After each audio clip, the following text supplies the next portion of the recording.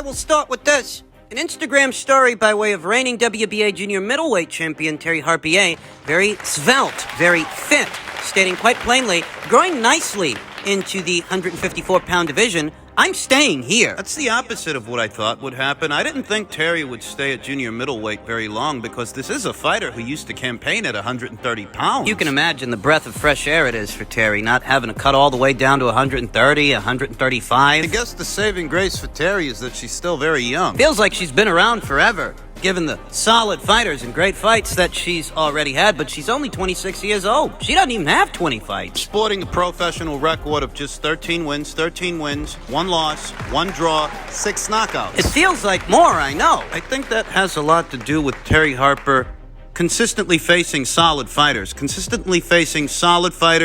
good fighters. Terry doesn't actually have a lot of fights, but what fights she does have, it's one of those quality over quantity kind of deals. Solid win over Vivian Obanoff, the same Vivian Obanoff that knocked out Natasha Jonas years ago. She's currently in jail for killing her husband. That's a story for another day. But a solid win over Vivian Obanoff, a solid win over then WBC champion Eva Wahlstrom. Solid win over a solid fighter in Katharina Sanders, then unbeaten Katharina Sanders. A solid performance, a monumental draw with her domestic rival, Natasha Jonas. Me personally, I scored the fight a draw as I watched it live, though there are a lot of... A lot of people, they got a lot of strong opinions about who deserved to win that fight. Some people think Terry won it, some people think Natasha won it. I myself scored it a draw when I watched it live. But think about that list of names as you realize that Terry Harper's just 26 years old with 15 pro bouts, just 15 pro fights. A win over Obanoff, a win over Wahlstrom,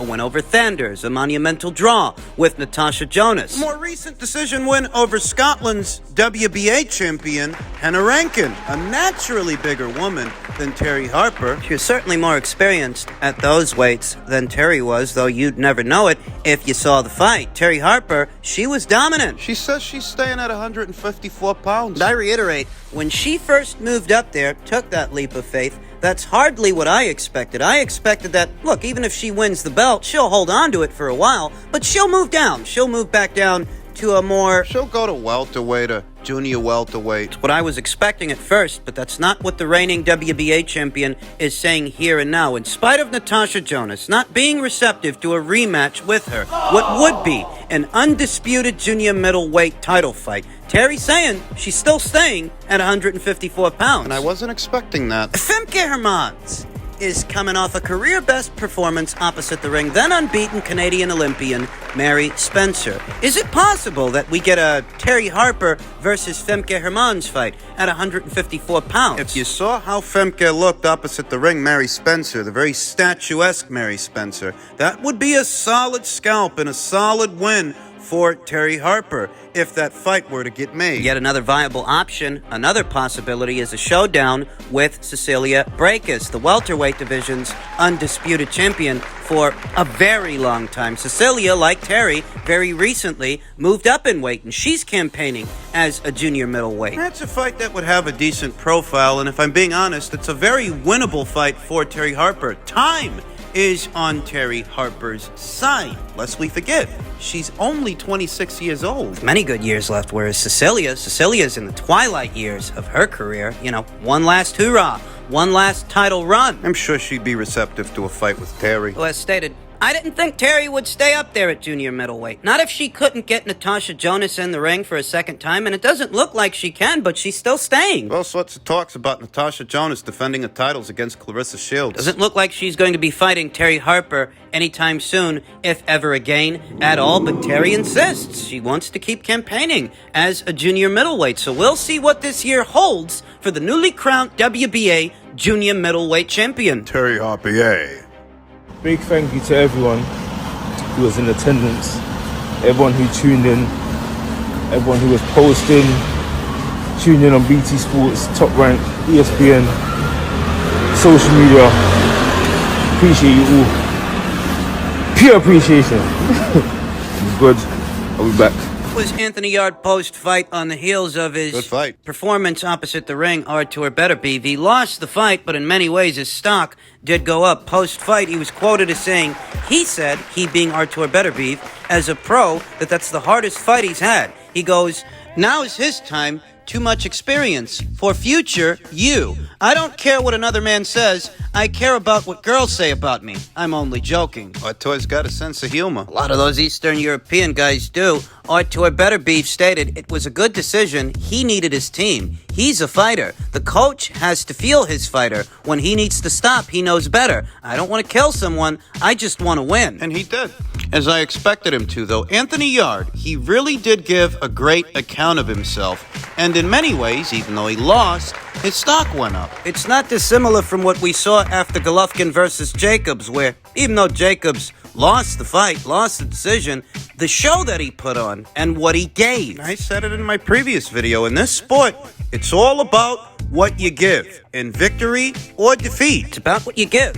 Anthony Yarde put forward a performance that he can be proud of, even though he lost, and a lot of people are proud of him. Moreover, he's a fighter who at least now everybody knows when he gets out there, it's going to be a show. More so than before. This was Anthony Yarde's second world title attempt. His first was years ago opposite the ring, Sergey Kovalev in hostile territory, Chelyabinsk, Russia. Anthony came up short in some areas, though not in others. He showed in that fight he's not afraid to travel. Chelyabinsk, Russia, or the United Kingdom. If Anthony Yarde has exhibited nothing else, it's that he's not afraid to face fearsome fighters, face the very best fighters in his division. He was quoted as saying, a lot of these people get one of these world title shots, come, just beat up someone, get a belt. I'm fighting these flipping Russians that have got veins and abs. God gives his toughest battles to his strongest warriors. I'll be back, man. At a time when some fighters here in America are quite literally running away from title shots. Fighters like Teofimo Lopez, fighters like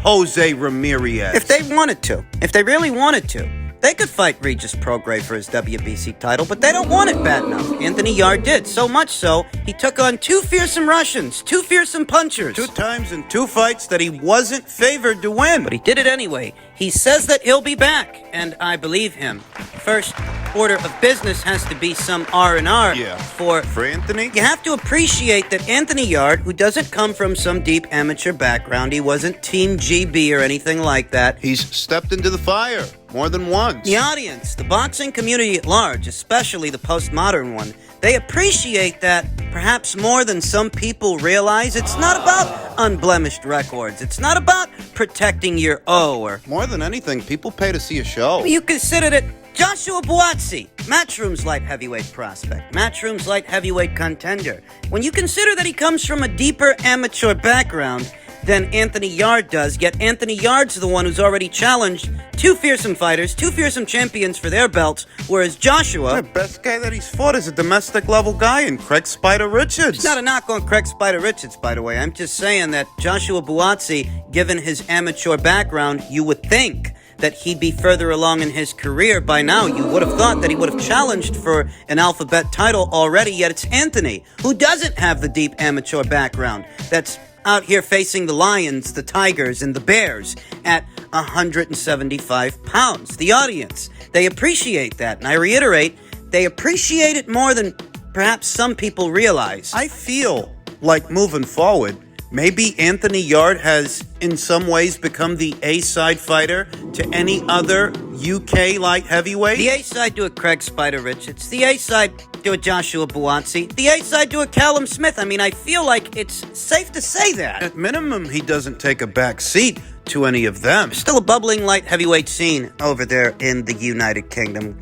The first order of business for Anthony Yarde is a bit of R&R, because that was a physically taxing fight that he fought in yesterday. It was, and he's going to need his rest. I anticipate that maybe he'll come back in the 4th quarter of this year in a tick-over fight, a keep-busy fight, and a rebound fight. An easy one to help him get back in the winner's bracket. Yesterday's fight was the kind of fight that in some instances could have long-lasting effects. It behooves Anthony Yarde to rest, recover, recuperate, and rebound off his latest loss to Artur Beterbiev, and upon his return... Still a lot of good fights to make. I mean, I could go for an Anthony Yarde versus Joe Smith Jr. fight and Anthony Yarde versus Joshua Buatsi. It's still a very big fight in the United Kingdom. It's still a very good fight to make. Yarde versus Callum Smith. And that's the beauty of the fighters that are actually willing to fight the fights. What they give, what they put on display. Captivates the imagination to the point to where, depending on how you match them, you may not even need a world title to sell a fight. Might not. Not when you have fighters that have already given a good account of themselves and you know what they bring to the table. I mean, Buatsi versus Yarde for no title at all, that still sells out in London. That does numbers. And in a nutshell, the moral of this story is that even though Anthony Yarde might have lost the fight, he won in other ways, in some other areas. It's not over for Anthony.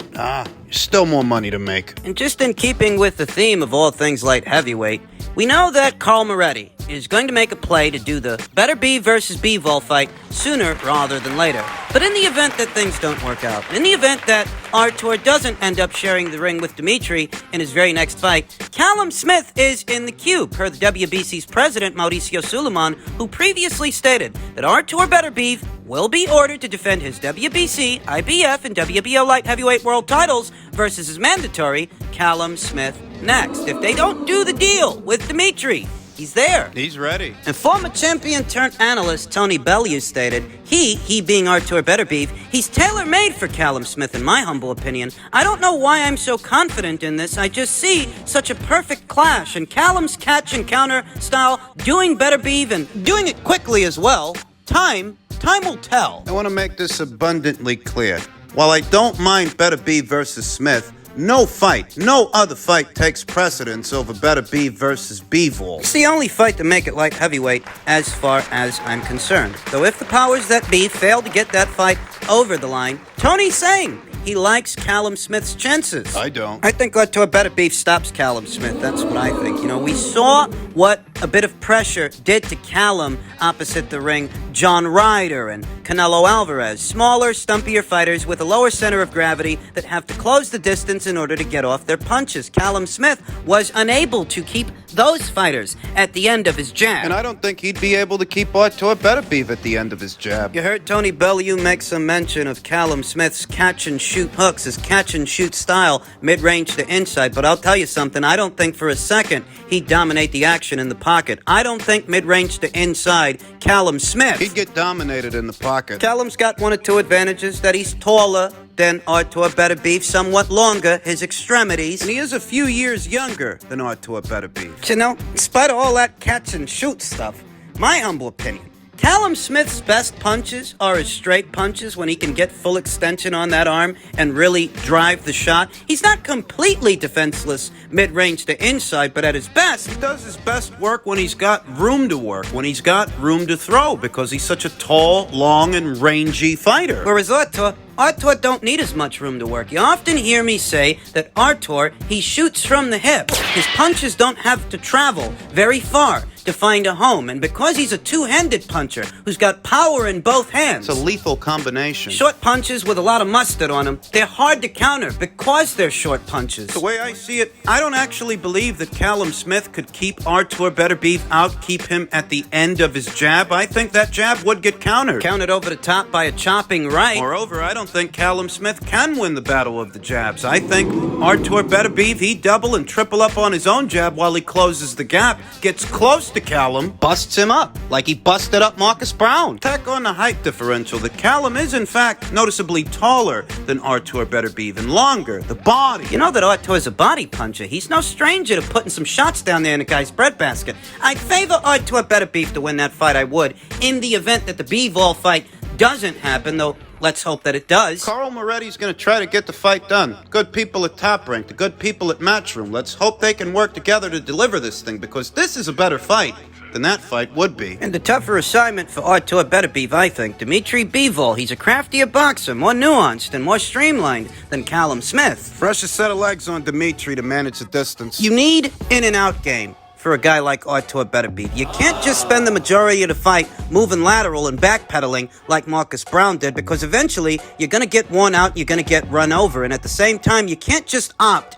to fight fire with fire like Joe Smith Jr. did because you saw what happened to him. In layman's terms, you can't just move backwards and you can't just move forwards. You've got to manage the distance. We got a taste of what I'm talking about in Dmitry Bivol's last fight opposite the ring, the very statuesque and physically imposing Zurdo Ramirez. And I know that while Zurdo isn't the puncher that Artur Beterbiev is, that's more or less what I'm talking about. You can't run from the guy. You can't just fight fire with the guy either. Dmitry Bivol, he's a defensively responsible fighter, perhaps the most defensively responsible fighter in the entirety of the light heavyweight division, that fights on the balls of his feet, moves in and out. It's not one way. It took Artur Beterbiev approximately 8 rounds to get a less defensively responsible fighter in Anthony Yarde out of there. Dmitry Bivol's a much trickier target than Anthony Yarde and Joe Smith Jr. Better set of legs than those guys, and a fresher set of legs than Artur. Lest we forget, Artur Beterbiev, devastating puncher and capable fighter that he might be, he is 38, going on 39 years old. I've said it many times over the years. The main reason I like Dmitry Bivol's chances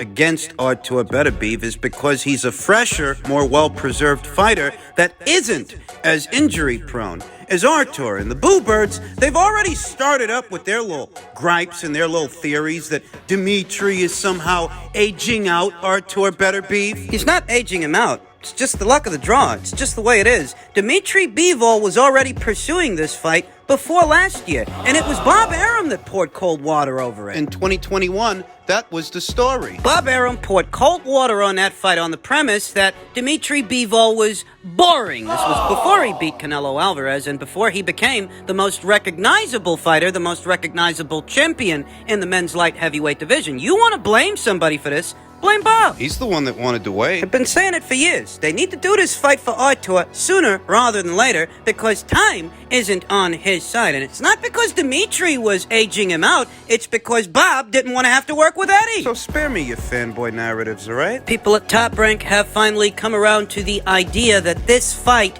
is a priority and it needs to happen next. It has to, because Artur ain't got the luxury of time. He's not getting any younger. They've got to make this happen now.